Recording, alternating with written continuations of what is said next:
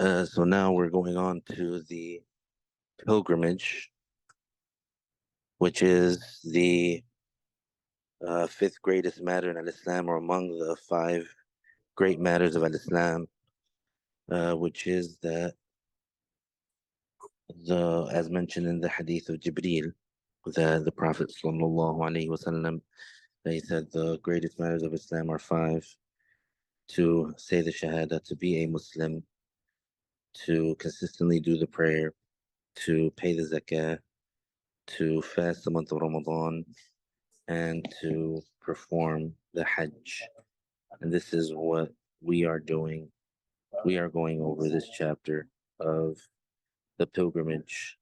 And Alhamdulillah, for those that have already been there, they know that it is a great endowment. It is a great act of worship. It is a great thing that happens when the Muslim he goes to the Hajj, when the Muslim he goes to Mecca, and also after he performs that Hajj, he goes to Al Medina and he visits the Prophet sallallahu alaihi wasallam. So this is the best.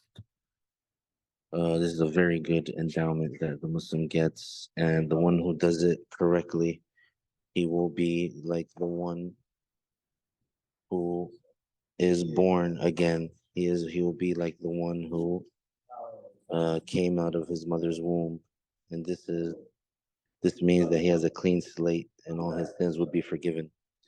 So it's a virtue that is given to him, and it's a virtue that he gets for performing the pilgrimage correctly and for avoiding certain matters that are considered to be things that prevent one from getting that reward, mainly from the money that was used for the person to go to the Hajj, that it be all halal money. And the other thing is for the person not to commit an enormous sin, and for the person not to engage in sexual intercourse while performing the Hajj. So the Muslim who that's his situation and that's his case, the Muslim who he performs the Hajj correctly, and the Muslim who he avoids those bad things, that Muslim, when he finishes the Hajj, he will be like the one who was born on that day, and he will have no sin. And so we see the great benefits of performing the Hajj correctly and avoiding those matters which the Prophet told us to avoid. And in order to fulfill this, in order to get this great endowment, the person needs to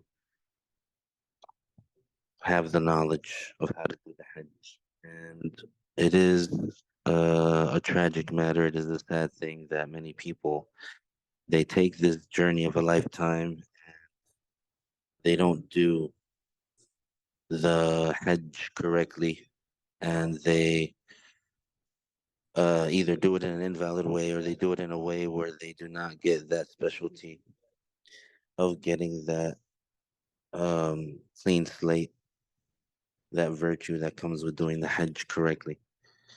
And some of them, they even do some matters that they don't perform some of the integrals of the Hajj correctly, and they remain in a state of ritual, uh, what's called ihram.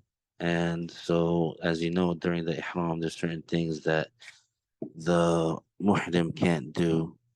And so that person, he who failed to come out from the state of ihram, that person, after he goes back home, he would still be in the state of ihram. And he does things that he would not normally be able to do while being in that state. And he thinks that he's outside of the state of ihram, and so he would be committing sins on top of sins on top of sins. And those sins, they need to be um, indemnified. They have to pay an indemnity, a blood expiation by slaughtering and the like, and they still need to get themselves out of the state of ihram. So that means that they need to go back and they need to complete that matter, which that they did not do. so that they can get out of the state of ihram and then continue living their life in a regular way. But until then, they are in the state of ihram and they would be committing big, enormous sins. For example, every time that they wear regular clothes, they'll be committing big, enormous sins every time that they have sexual intercourse with their wife. They'll commit big, enormous sins when they put on perfume. And so these things, these are the negative results of when a person does not learn properly and they engage in an act of worship without learning the rules. So, Alhamdulillah for the knowledge. The author says, Section 23, Hajj and Umrah are obligatory once during the lifetime on the free accountable Muslim if one possesses the means, including funds, to transport oneself to Mecca and back home. If it is in excess of what one needs to cover his debts, appropriate lodging and clothing and provisions appropriated for those he is obligated to provide for from the time of one's departure until his return. So the one who has that situation, right, the one who he fulfills all those conditions, this is the one who's obligated to go to the Hajj. Meaning that the obligation becomes confirmed for him and he has to perform that Hajj and that Umrah at least one time before he dies. Now, he's not obligated to do it right away, meaning that it doesn't have to be that same exact year, but he can wait until the next year to do it. And if he does, then it'll be valid. But the thing is that the person, he doesn't know when he's going to die. So it's possible that if he delays it to the next year and then he dies before the next Hajj season comes, then in that case, what happens? In that case, once he dies, he'll be judged as an enormous sinner for not completing the Hajj. So when that happens, and of course, that'll be a bad situation, and the Hajj would still be a debt on him, and he has to, or someone from his inheritors, they use his inheritance.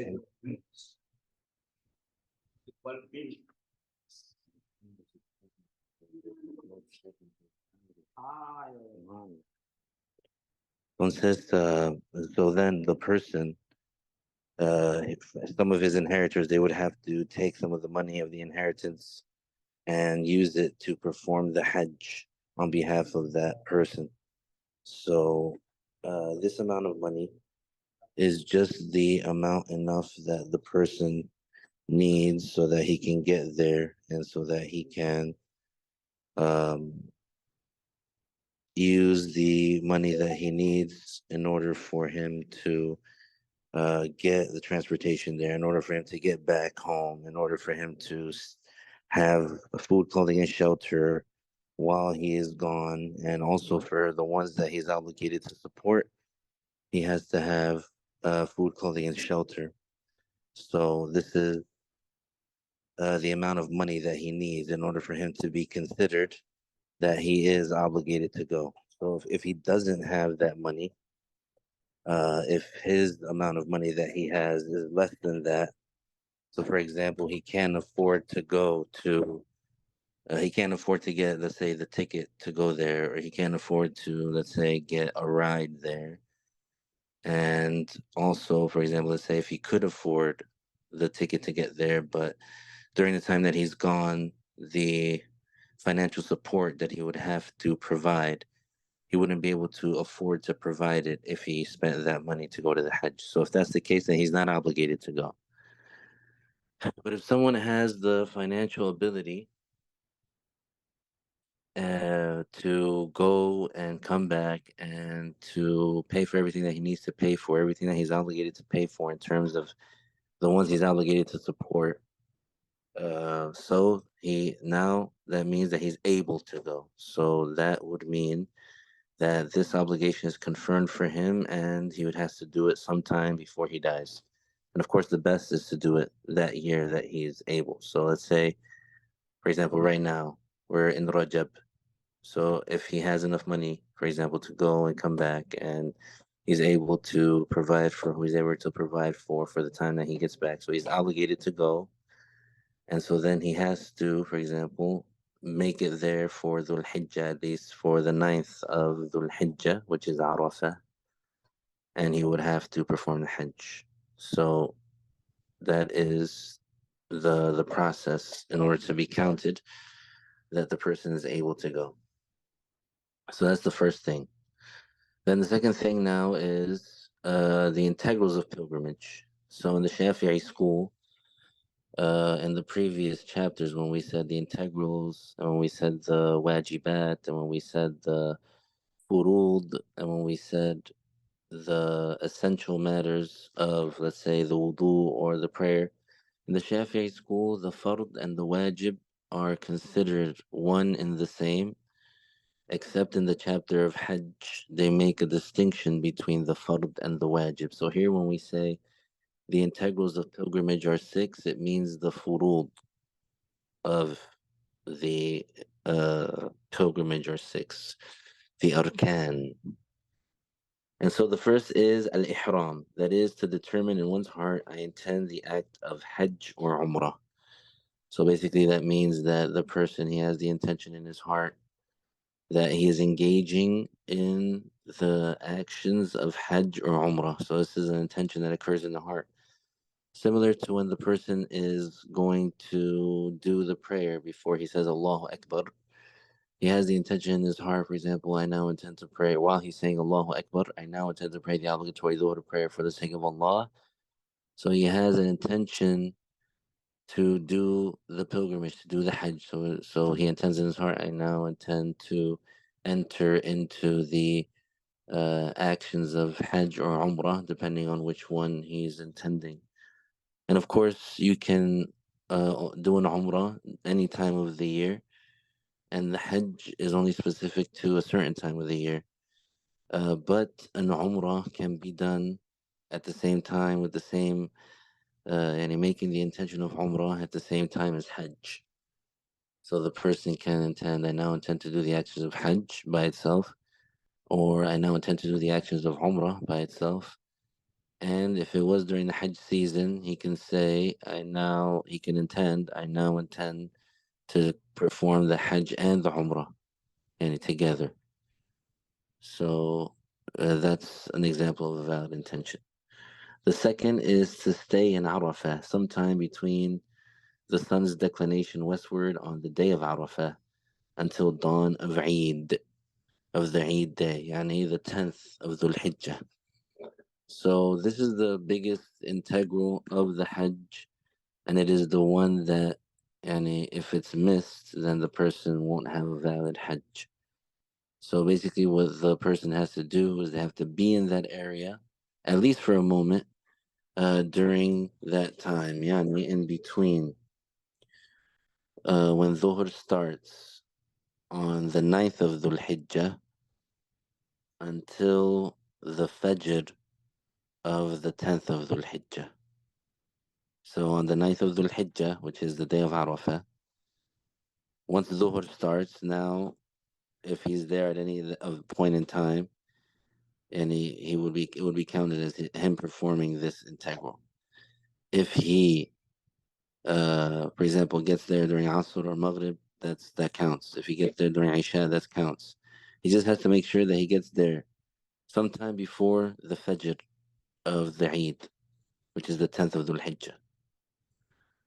And that's whether the person was like walking or standing or sitting or like passing through in a vehicle, even if he was asleep.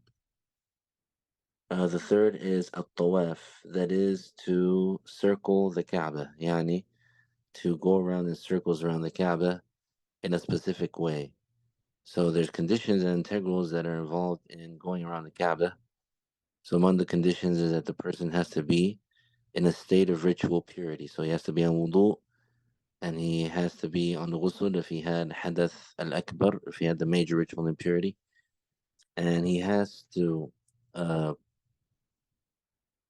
face his left shoulder towards the Kaaba, and he keeps his left shoulder aligned with the Kaaba as he's walking around. So his chest is pointing forward, and his shoulder is lined up with the Kaaba. And so his shoulder would be basically the straight line between him and the Kaaba. And he walks in that circle around the Kaaba. Uh, so that would be counterclockwise. And the starting point is um, from the black stone, which is originally a stone that comes from paradise. And so that's the starting point. So he goes around without pointing his chest towards the Kaaba, without pointing his back towards the Kaaba, and without pointing his right shoulder aligned with the Kaaba. So it has to be his left shoulder aligned. So he can't like walk backwards counterclockwise. That would not be valid. So he has to walk with his left shoulder aligned with the Kaaba counterclockwise. And so once he goes around until he gets to the black stone again, that's considered one lap. So he has to do 7 laps around the Kaaba, times in a circle. Once he does that, so this would be the valid tawaf. Now, the person is also allowed to talk while he is going around the Kaaba. So it's not something that is forbidden, and it's not something that makes it invalid. He can talk, and he can make dua, and he can recite Quran, and he can say dhikr, he can have a regular conversation, but he cannot be on ritual impurity. He has to be on wudu, and he has to be on ghusl, and he has to be avoiding filth. So he can't have any najis, he can't have anything. He can't have any of the things that would invalidate the prayer on his clothes or on his body. Like among the uh, purification status. So he can't have any filth on him. And he can't have any filth on his body or on his clothes. So it's like the prayer, except that you can talk while you're going around the Kaaba. All right, sorry about that. Um, so everything clear so far about the tawaf. Fourth is a sa'i, and that is to traverse the area between the border markers of As-Safa and Al-Marwa 7 times. So basically, what is done there is that there's this designated space where the Prophet Sallallahu Alaihi Wasallam he marked that space from point A to point B, and it was in the revealed law that in this corridor or this space, this is where the Muslim has to walk back and forth 7 times for the Hajj. So this is a ritualistic command from Allah that we have to do this. And there is a great meaning and a great wisdom behind it. Because the story of the Hajj, it's heavily related to what Lady Hajar, Ismail, the mother of Ismail, the son of Prophet Ibrahim alayhi salam. It's connected to what she went through when she was dropped off there by Prophet Ibrahim alayhi salam. So Prophet Ibrahim alayhi salam, he traveled with Lady Hajar Allah, by the order of Allah. Allah ordered him to move with Lady Hajar to take her to Mecca. And back then there was nothing there. Even the well of Zamzam, it was not apparent. So it was just desert. So he took her there with the newborn Ismail, and he left her there with some dates and some water. And he was walking away, and she asked him, "Did Allah order you to do this?" And he told her yes. And so then she was sure that she was going to be okay because Allah Ta'ala would not forsake her or Ismail. So after Prophet Ibrahim alayhi salam, he left in Al-Buraq. Then Ismail, Lady Hajar, she ran out of dates, she ran out of water, and baby Ismail was hungry and thirsty, and he began to cry. So she went up to As-Safa and looked around to see if she could find any water. Which is like a mountain. She went to Al-Marwa, And then she, after going to Safa and checking, she went down across the valley, and she went to Al Marwa, and she looked to see if there was any water source, and she came back down from Al Marwa and went to Safa, and she looking every single time, and she did that 7 times. On the seventh time, she heard a voice. She saw an angel, and it was Angel Jibril, and he hit the spot where the Zamzam well is, and the water began to spring up. And then Lady Hajar, she began to make like a basin that could hold the water, so she can fill up her container. And so that's the well of Zamzam sprouted there. So she settled there. So then there were some nomadic Arabs that were passing by. They came and they saw that the well was there. They asked for permission if they could settle there. They settled there, and that's how the area became settled. So now the Muslims, when every single Muslim, when they go to Hajj and they want to perform it according to the way it was revealed to the Prophet Sallallahu Alaihi Wasallam, they have to walk in that same place. They cannot walk in a place outside of that place. They can't walk in a place that's beyond the boundaries of that place. And as you know, the Saudi government or whoever controls things over there, the Wahhabis, they expanded that corridor, that original spot where Lady Hajar alayhi salam, where she walked, and which the Prophet sallallahu alaihi wasallam specified that this is the place where the Muslim has to walk back and forth 7 times for the validity of the Hajj. And so those people that came later, those Wahhabis, and they love to claim that everything is bid'ah and the Prophet didn't do this and the Prophet didn't do that. And they say bid'ah, and they say that this is an innovation. They say this is wrong and this is invalid because the Prophet didn't do it, alayhi salam. And look at them expanding that corridor and doing something that the Prophet sallallahu alaihi wasallam didn't do. And on top of that, since that area that they expanded it to is outside of the place that, according to the Sharia, according to the Islamic law, is the place where you have to do it, the walking. So that means the one who walks in that extra space, that expanded space, which is like right next to it, their sa'i would be invalid. Their sa'i would not be valid. So it's as if they didn't do a sa'i. Subhanallah. And that is a great calamity. And it's of the dispraised kind because it's a religious calamity. So it's not the kind of calamity that is praised, like when you get a flat tire, when you get like a broken bone, or like when a loved one dies, or you lose your money or your wealth. Those are praised calamities. Those are a good sign for the person.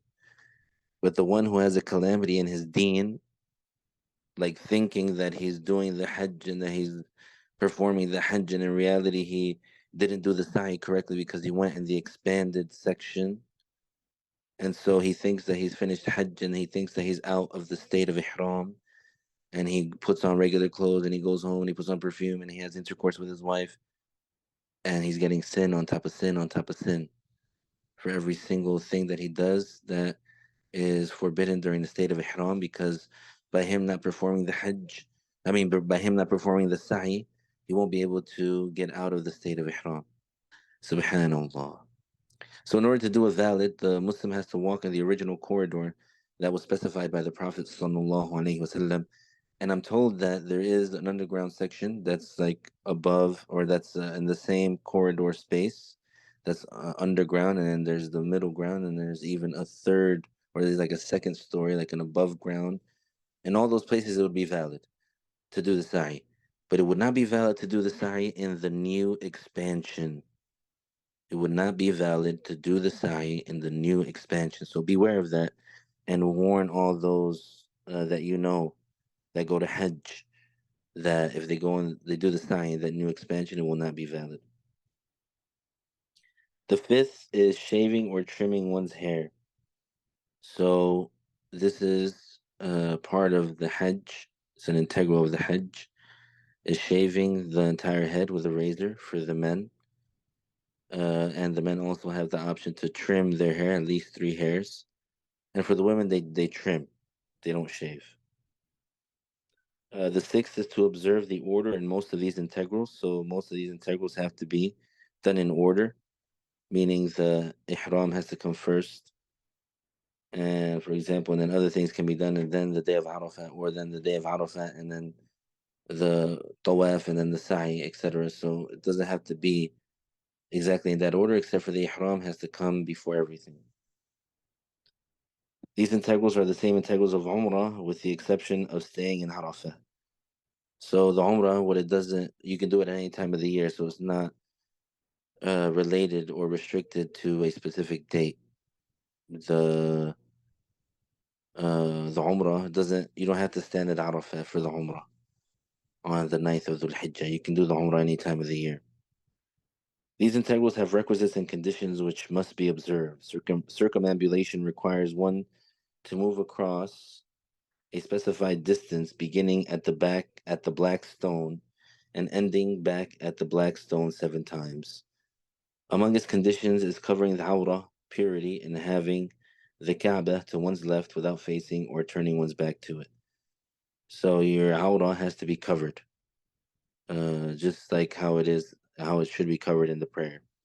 It is unlawful for the pilgrim who has made the intention of ihram to wear perfume, anoint one's head or beard with oil, grease, or melted beeswax, remove or cut one's nails or hair, perform sexual intercourse or foreplay, conduct a marriage contract, hunt a wild edible land animal, for the man to cover the head or to wear a garment that envelops the body by way of seaming, felting, or the like, for the woman to cover the face or to wear gloves. So it's forbidden during the Hajj, during the ihram, for the woman to cover her face.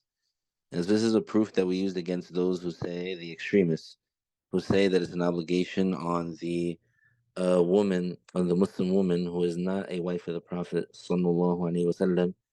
They claim that it's an obligation on the Muslim woman to cover her face, and this is not the case. It's not true. It's by consensus that the woman is not obligated to cover her face. Now, for wearing perfume, the person, the pilgrim, he should keep in mind that doesn't just mean like having a bottle of perfume and putting it on your skin. No, it means anything, putting anything on your body that has fragrance, and that it's used for that, used for fragrance. So when you're in the Hajj, as everybody knows, you don't use soap like when you take a shower, for example. You don't use soap that has fragrance in it. You use a soap that doesn't have any fragrance. When you put on deodorant, it has to be the deodorant that doesn't have fragrance, etc. So these are some important things to keep in mind. Um, if one commits any of these unlawful matters, one has sinned and is required to expiate. Additionally, sexual intercourse spoils the pilgrimage, enjoins one to immediately make it up and continue with the spoiled pilgrimage. So, what happens if the pilgrim he has sexual intercourse before he does the first tahallul? He invalidates his Hajj, and he is obligated to continue with the actions of the Hajj until he gets out of Ihram, and then the next year, he has to do it again, and he has to perform Hajj again. Moreover, the one who has spoiled their pilgrimage by sexual intercourse proceeds with it and does not interrupt it, then they make it up the following year. So now when we see here requisites of pilgrimage, this is referring to the wajibat. And we said that in the Shafi'i school, that only in the chapter of Hajj do the Shafi'is make a distinction between the fard and the wajib. So here in this case, they're talking about things that would not invalidate the Hajj, but that an expiation would have to be paid if the person misses them, and they would be sinful. Yani. So it is an obligation to make the intention of ihram before crossing al-miqat. The miqat is the place designated by the Messenger of Allah as the place where one establishes the intention of ihram, like Dhul Hulayfa for the people of Al-Madinah and those traveling by that route. So what does that mean? That means that there are people, people that are going to the Hajj. They take different routes to reach Mecca, depending on where they're leaving from. So if they're coming from Egypt, if they're coming from the Levant, if they're coming from Jordan, Syria, Palestine, if they're coming from America, There's a certain path that they follow. So for each of those paths, there's a designated physical point, a physical location that they cannot go beyond that physical location with the intention, without the intention to be, without being in a state of ihram. So they, as they're traveling along, and then depending where they're coming from, but then they get to a place where that place they can't go past it without having the intention of ihram. So they have to enter into the state of ihram. Let's say as the maximum, they have to enter into the state of ihram before they pass that place. They can do it before they get to that place, yes, but if they do, and they just will be in a state of ihram, let's say, longer until they get to Mecca. But the maximum distance that they can travel without being in a state of ihram is to that point. So an example of that point is Dhul Hulayfa. It's a place called Dhul Hulayfa for the people of Al Medina, because as you know, Medina is north of Mecca, so the people from Medina will be coming down. So there's a place nearing Mecca called Dhul Hulayfa. Before they pass that place, if they're going to Mecca with wanting to perform the Hajj, they have to enter into the state of Ihram before passing Dhul Hulayfa. Also, to stay at night in Muzdalifah, according to one saying, and according to another saying, it is not wajib. To stay at night in Mina, according to one saying, there's also a saying that neither is an obligation. So, according to another valid saying in the Shafi'i school, it wouldn't be a wajib, it would be a sunnah. To throw pebbles at Jamratul Aqabah on the day of An-Nahr. The day of An-Nahr is the 10th of Dhul Hijjah.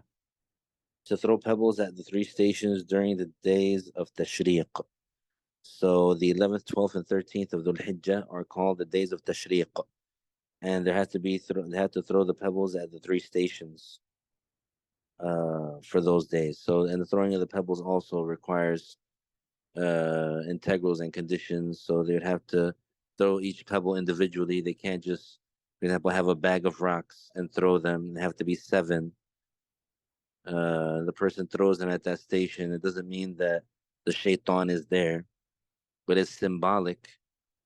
When the Muslims throw those stones, it's as if they are saying, if the shaitan were ever to appear in this place, as the shaitan appeared to Ibrahim and Ismail and Lady Hajar when Prophet Ibrahim was ordered to slaughter his son Ismail, the shaitan tried to convince them to leave it out, and he tried to scare them. But then every time he appeared, Prophet Ibrahim threw stones at him, and Ismail threw stones at him, and Lady Hajar threw stones at him, humiliating him and rejecting him. So every time the Muslim does it, that's what it's as if he's saying, I reject the shaitan. If the shaitan were ever to appear to me and try to make me disobey Allah, I'm rejecting him. This is my act that shows that I'm rejecting him. Number 6 is the farewell tawaf, according to a saying in the Shafi'i school.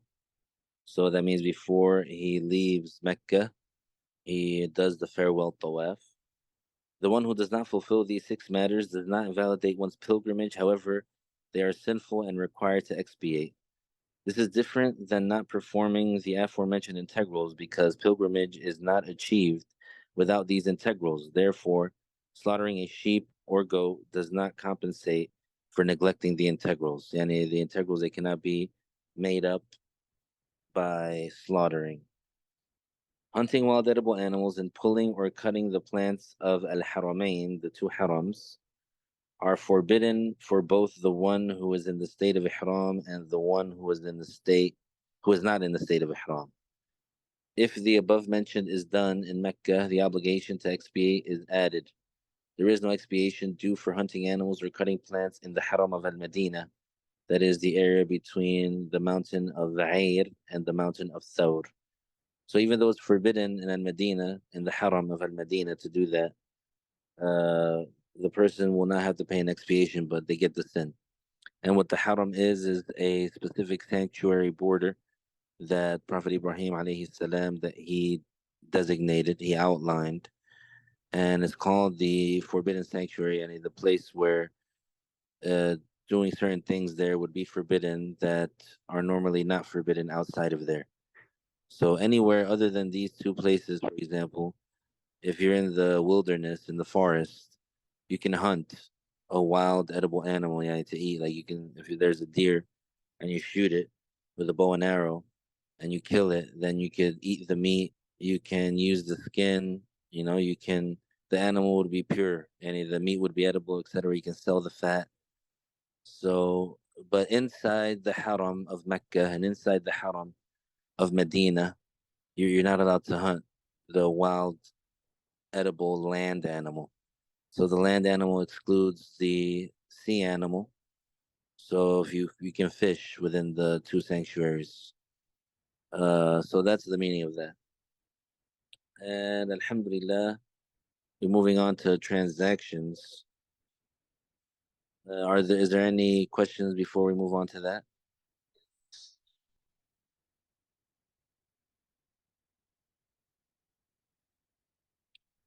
طيب. So transactions is very important because we as human beings in our daily life, or at least most people, they buy and sell every single day. They spend money every single day.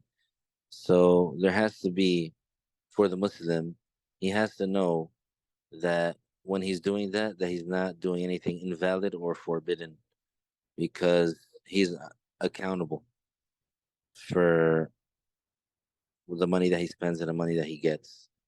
So that's why the author said it is obligatory on every accountable Muslim to refrain from engaging in anything until one knows what Allah the Exalted ordained as lawful or unlawful about it. Because Allah the Exalted ordered us with things to do and others to avoid, so we must observe what He ordered us with.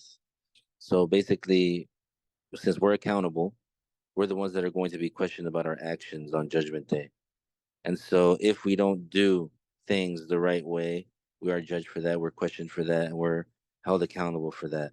So that's why it's forbidden for us to enter into anything, regardless of what it is, anything that has to do with the dunya or anything that has to do with religiously, without first knowing, is it halal or haram? The person has to know. For example, I want to buy this thing. Is it halal or haram? I want to order this thing online. What's the halal way of doing it? The person can't just engage in it blindly without knowing what's the valid religious way to do it. Otherwise, it would be sinful. They would be sinful just for that. Even if it turns out that they did it in an actually valid Islamic way, but because they went into it blindly, they get a sin. Allah made selling lawful and riba unlawful. The Islamic textual statements restricted this selling with the definite article because not every sale is permissible per se unless it satisfies the conditions and integrals. Therefore, they must be observed. The person who wants to sell or buy must learn the requirements, or else one will inevitably consume riba. So Allah Ta'ala, He made it permissible to sell. So what's mentioned in the Quran is وَأَحَلَّ اللَّهُ الْبَيْعَ. So the term al-bay'a, or the term bay', it's accompanied with the definite article al, and what al means is, in this case, is that it is a specific selling that is known Islamically, or that it is designated according to Islam as a valid sale. So it's not any sale per se, and it's not that any type of sale that you do is valid Islamically. Rather, it means only the sale which is in line with the rules that were revealed, the laws that were revealed to the Prophet sallallahu alaihi wasallam. Only that type of sale is permitted, is halal, and whatever is not in compliance with the revealed law, then that sale is forbidden. And so, among the forbidden sales and among the types of sales that were judged as forbidden is a riba. So like the continuation of the verse says, وَحَرَّمَ الرِّبَا وَأَحَلَّ اللَّهُ الْبَيْعَ وَحَرَّمَ الرِّبَا, which means the selling that complies with the religious rules is lawful, and the riba is unlawful. The usurious gain is unlawful. So it's not any type of selling that is lawful.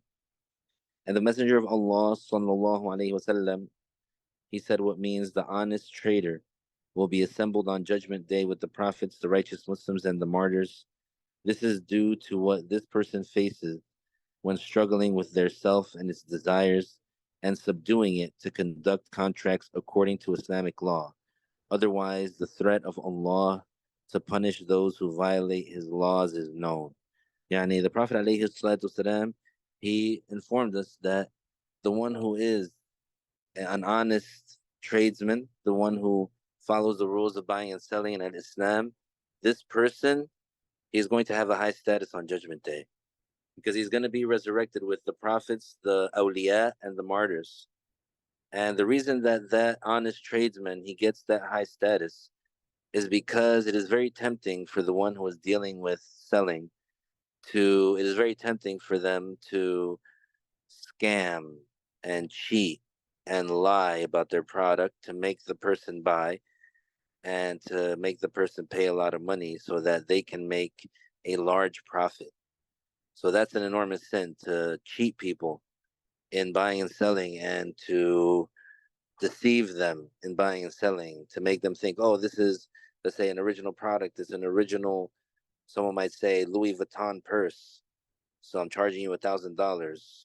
But in reality, it's a fake Louis Vuitton purse that they bought in Chinatown for $50. So that's called scamming. That's called cheating. So it's very tempting for the person to do that because they'll make a lot of money.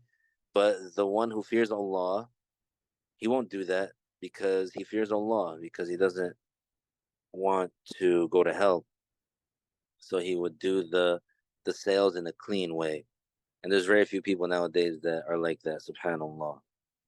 One must also observe the conditions and integrals for the remaining contracts of renting and hiring, financing a profit sharing venture, putting up collateral, commissioning others, depositing for safekeeping, lending, forging a partnership, or tending grapevines and palm trees for part of the crop. So those are examples of transactions that Islamically they all have their conditions and integrals. And if, inshallah, when we finish this book, we'll go on to another, let's say, book in the Islamic law, and we can go into those matters in detail. A marriage contract requires even more cautiousness and certainty for fear of what will result in the absence of its conditions and integrals. So marriage, like buying and selling, it is a contract. It has conditions, it has integrals. There's things that have to be satisfied in order for the marriage contract to be valid. And if the person does a marriage contract in an invalid way, the consequences of that are very negative because he's thinking that that person is his wife and he's having intercourse with her. And in reality, it's zina, it's fornication, because there was something wrong with the marriage contract and they didn't do it right. So they're not technically Islamically considered to be married. The noble Quran refers to this in the verse, Ya ayyuhalladhina amanu qu anfusakum wa ahlikum nara waquduha an-nas wal hijara. This means, O you who believe, protect yourselves and your families from hellfire, which is fueled by people and stones. Protection from hellfire was interpreted by learning how to pray and fast, how to sell and buy, how to marry and divorce. This interpretation is derived from some of Ata''s commentary. Ata ibn Abi Rabah, which is one of the Shaykhs of Abu Hanifa, radiallahu anhu, was a very famous and huge tabi'i, follower of the companions. Ata ibn Abi Rabah, he was a huge tabi'i.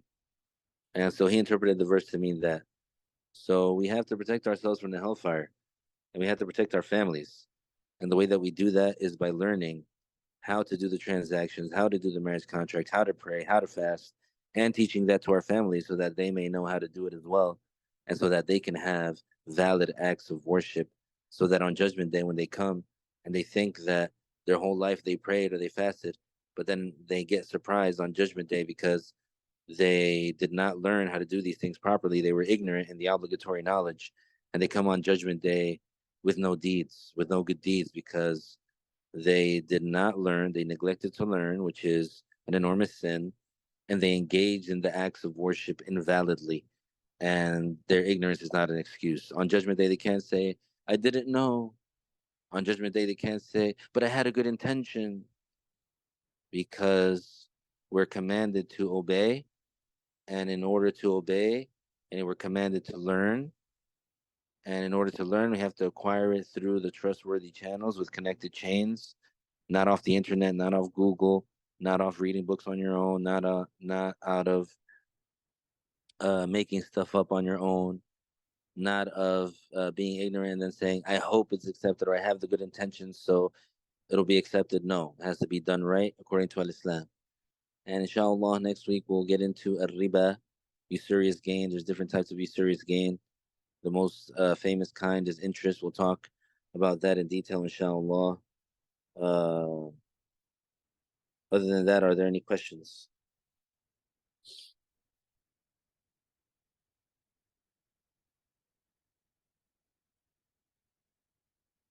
طيب نهلل. لا إله إلا الله اللهم صل على سيدنا محمد وعلى آله وصحبه وسلم. ربي اغفر لي وللمؤمنين والمؤمنات. بارك الله فيكم. السلام عليكم.